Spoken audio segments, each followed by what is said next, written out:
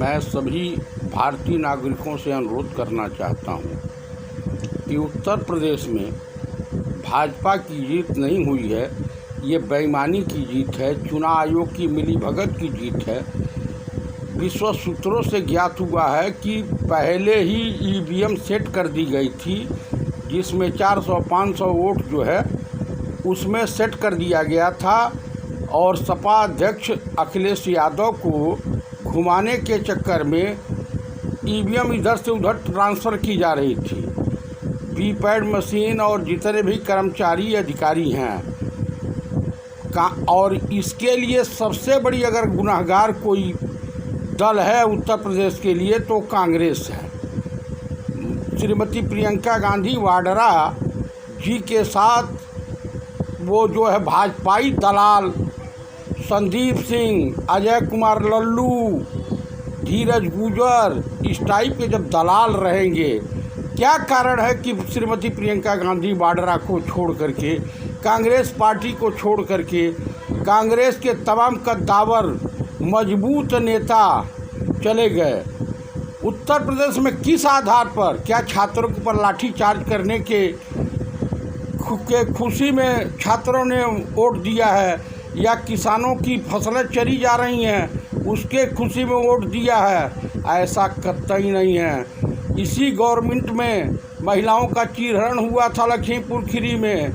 इसी गवर्नमेंट में भारत सरकार के गृह राज्य मंत्री अजय मिश्र टैनी के पुत्र ने किसानों के ऊपर गाड़ी रौंदवा दिया था।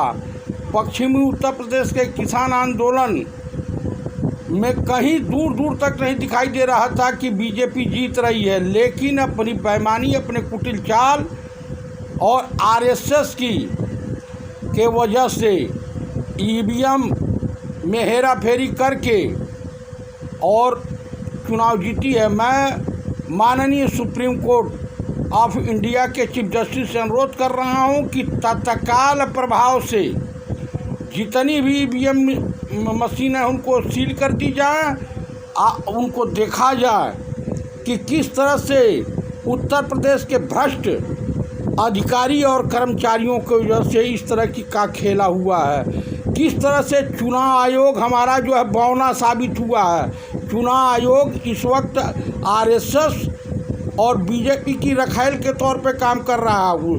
हिंदुस्तान की जितनी भी जो है सरकारी संस्थाएं हैं वो भाजपा की गुलाम बन चुकी हैं। इसलिए मैं देशवासियों से अनुरोध करूंगा कि लोकतंत्र को बचाने के लिए बहुत बड़े आंदोलन की ज़रूरत है, जैसे जेपी मूवमेंट हुआ था। क्योंकि कांग्रेस के पास नेतृत्व का अभाव है, कांग्रेस पार्टी में रणनीतिकारों का अभाव है, कांग्रेस पार्टी के राष्ट्रीय 90% पदाधिकारी जो है भाजपा के लिए दलाली करते हैं। तो इनसे छुटकारा पाने के लिए कांग्रेस नेतृत्व क्या कार्य करने वाला है? नहीं तो कांग्रेस न पंजाब हारती, न उत्तराखंड हारती। ये बताइए हरीश रावत की क्या ज़रूरत है कि तुम ही राष्ट्रीय महासचिव मरते दम तक बने रहोगे? क्या है आपका? नौजवानों को मौका दो, अच्छे लोगों को मौका दो, जुझारू लोगों को मौका दो, ईमानदार लोगों को मौका दो। और माननीय राहुल गांधी जी, जब तक पब्लिक से आप मिलेंगे नहीं, अपने कार्यकर्ताओं से मिलेंगे नहीं, तब तक कांग्रेस 2024 में भी कहीं नहीं आने वाली है। हमको लग रहा है कि 2024 में एक ईमानदार अच्छी महिला श्रीमती सोनिया गांधी भी रायबरेली से चुनाव हार सकती हैं या उनको हरवा दिया जाएगा। तो कृपया मेहरबानी करके लोकतंत्र को बचाने के लिए सभी विपक्षी दल मिल करके आंदोलन करें, क्योंकि ओवैसी और मायावती या आम आदमी पार्टी भाजपा की बी टीम है, बी टीम के तौर पे काम करती है। ये बताइए कि इतना जोर ज़बरदस्ती के बाद बंगाल में इनको असफलता हाथ लगी, उत्तर प्रदेश, उत्तराखंड, पंजाब, गोवा, मणिपुर में बीजेपी कैसे सफल हो गई? इसका मतलब है कि ईवीएम हेरा फेरी, और कांग्रेस ने ही ईवीएम लाया था कि जल्दी चुनाव का निर्णय हो जा। लेकिन ऐसा होना संभव नहीं हुआ।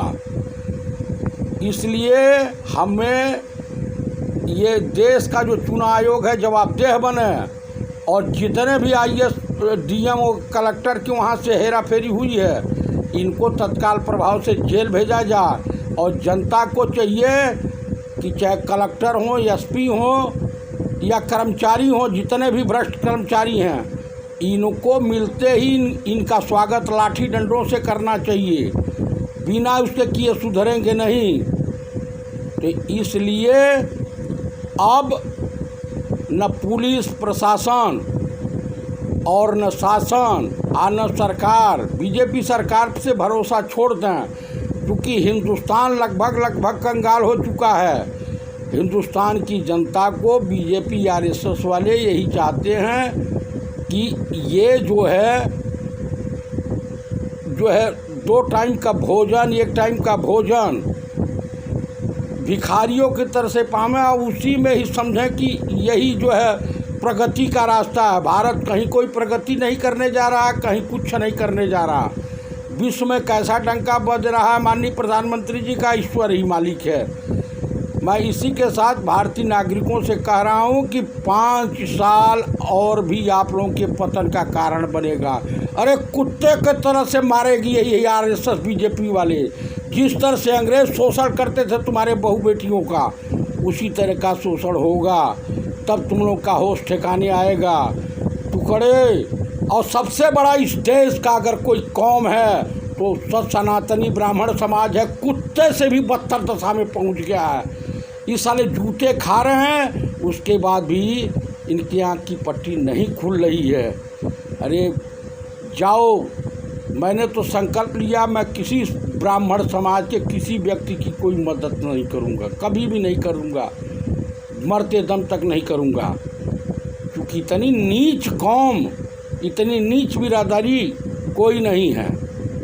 इसी के साथ सभी देशवासियों को जय हिंद, जय भारत, जय जवान, जय किसान।